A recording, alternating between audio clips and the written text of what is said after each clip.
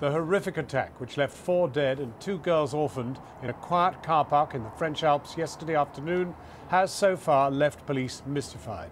Our chief correspondent Alex Thomson is at the scene in Chevelin, near Annecy. Alex. Yes, John, let's stick to these few strict vital facts as regards the ballistics that we know. They do give a good illustration tonight of what appears to have happened here, and they are these, that the police, as you say, found 15 spent bullet cases in the vicinity.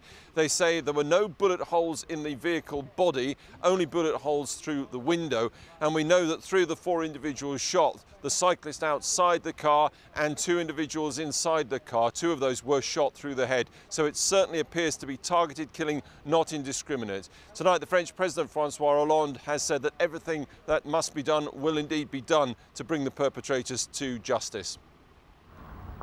The stunning beauty and tranquility of Lake Annecy and the surrounding area are a haven for British holidaymakers. But this normally blissful region of the French Alps has been marred by what the authorities describe today as an act of gross savagery. On a remote mountain road, 4 people gunned down, 3 thought to be from the same family. The 4th victim, a French cyclist, seemingly in the wrong place at the wrong time. 2 young girls survived. 1 is in a coma. The other, just 4 years old, apparently lay hidden under baggage and her mother's body for 8 hours, unnoticed by the police. I can't even begin to imagine how she might be doing emotionally. She was obviously very happy to be in the arms of the officer who got her out of the car. She started to talk and the officers managed to communicate with her in English, but she almost immediately asked where her family was. Specialist thermal imaging cameras failed to spot the presence of the girl in the car, which was removed from the scene late this afternoon. Investigators only learned of her existence after speaking to residents at a local campsite. The family had been staying at the popular campsite called Le Solitaire du Lac on Lake Annecy. Residents there reported them missing after the family failed to return from an excursion. Then at 3:50 p.m. yesterday, a British man cycling near the town of Chevelin was passed by another cyclist. 10 minutes later, that British man discovered the family's BMW estate with the engine still running in a woodland car park. The 7-year-old girl, who'd been badly beaten and shot, walked towards him and then collapsed. In the car, he could see the bodies of a man and 2 women. Lying next to the car was the body of the cyclist who had just passed him. He'd also been shot. The driver of the car is thought to be Saad al-Hili, a man of Iraqi origin living in Claygate in Surrey.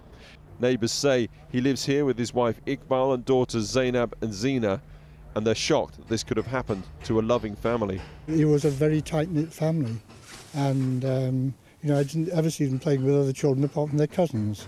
And they'd have lots of parties in the gardens, but always with family.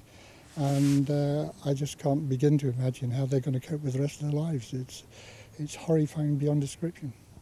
The police do not know why this family was targeted, but this neighbour says Mr. Hilly may have said something of interest before he went on holiday. He said one thing that may or may not be of significance, and I have passed that on to the police, but I wouldn't say anything more than that. It could involve libelous comments if it turns out not to be true.